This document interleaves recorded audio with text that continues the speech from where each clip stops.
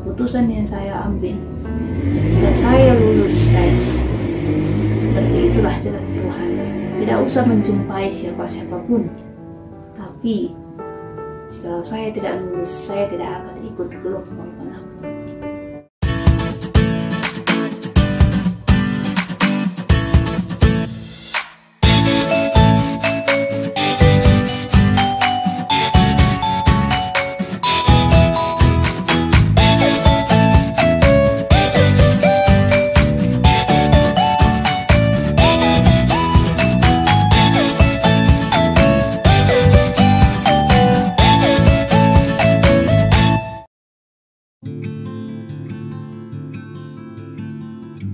Perjuangan itu tidak sampai pada saat itu saja. Ketika mengikuti perkuliahan, saya mengalami kesulitan.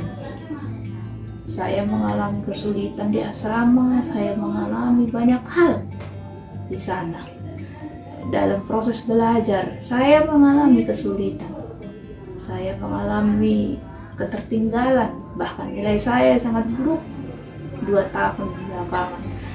Pada semester awal, saya mengeluh kepada orang tua saya, dan apa yang mereka katakan, kau yang meminta sekolah pendeta, kalau kau merasa tidak mampu, ambil ijazahmu, tinggalkan. Mulai dari situ saya tidak mau mengeluh tentang hal pelajaran saya. Ke rumah saya berusaha untuk belajar, menangis sendirian, mengambil waktu lain. Kalau orang lain boleh mampu 1-2 kali belajar, kalau saya harus 10 kali, maka saya lakukan 10 kali. Hingga suatu ketika saya juga pernah dipermalukan karena saya mengantuk di kelas. Saya pernah ditertawakan oleh teman-teman. Saya pernah dimarahi oleh dosen karena mengantuk di kelas. Bahkan saya pernah hampir dikeluarkan karena mengantuk tersebut. Tapi saya tidak pernah membenci mereka. Saya tidak pernah merasa mereka adalah musuh saya, karena bersama mereka juga membantu saya dalam ujian. Mereka juga membantu saya supaya saya boleh lulus mata kuliah bahasa. Saya pernah juga mengalami teguran dari dosen karena mungkin beliau berharap banyak besar terhadap saya, karena pada waktu kursus intensif bahasa Inggris sebelum kami masuk kuliah, ibu dosen tersebut begitu bangga kepada saya dengan bahasa Inggris yang baik menurut penilaiannya. Tetapi ketika di kelas, dia melihat betapa saya tidak mampu untuk mengerjakan paper bahasa Inggrisnya, dan dia berkata kepada saya, bagaimana orang buta menuntun orang buta? Kalau orang lain bisa 1 kali, kamu harus 2 kali. Kalau tidak bisa 2 kali, 3 kali, 10 kali. Jangan pernah merasa bahwa kamu itu tidak bisa karena keterbatasan. Sepintas saya merasa kecewa, saya merasa sedih dan terluka. Tetapi setiap malam saya merenungkan perkataan ibu tersebut, dan saya tidak marah kepadanya, dan bahkan saya tidak membenci dirinya, karena ternyata itu adalah motivasi bagi saya untuk tetap semangat mengikuti proses di perkuliahan hingga saya tamat. Saya pernah terancam drop out karena nilai rendah. Saya pernah terancam 6 tahun kuliah, tapi pada akhirnya saya menyelesaikan perkuliahan dengan nilai yang baik, dan saya sangat bersyukur karena hal tersebut. Betapa saya tidak menyangka dan sangat bersyukur, ternyata Tuhan memang mengizinkan saya selesai dari sekolah teologi. Sahabat, ternyata perjuangan saya tidak hanya sebatas itu. Ternyata apa yang dikatakan orang-orang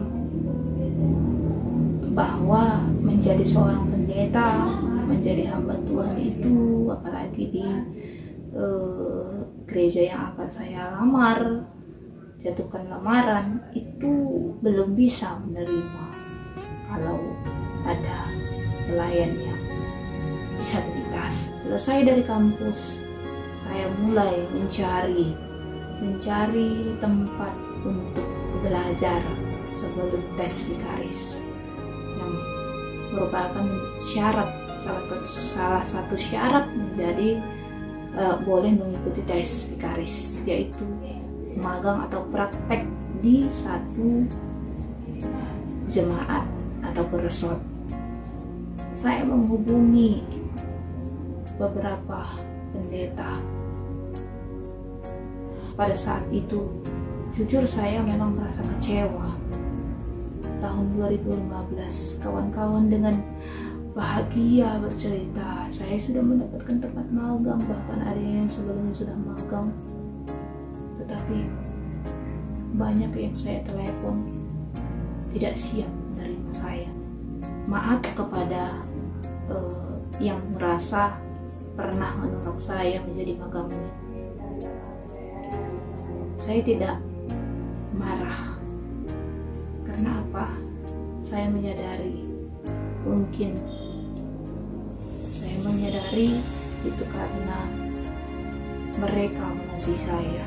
Mereka belum siap dan mereka merasa saya akan menderita karena medan pelayanan yang mungkin boleh dikatakan sulit menurut pandangan mereka. Ketika saya pun mulai putus asa, dan akhirnya saya pun ditelepon oleh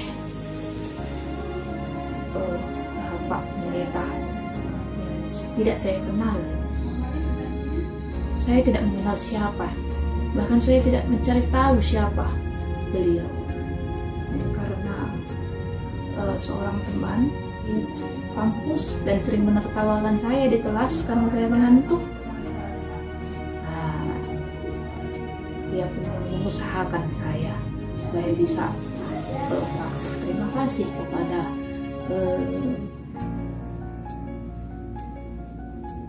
beliau. Saya pun dihubungi dan dengan semangat yang baru saya bergabung di RBM GKPS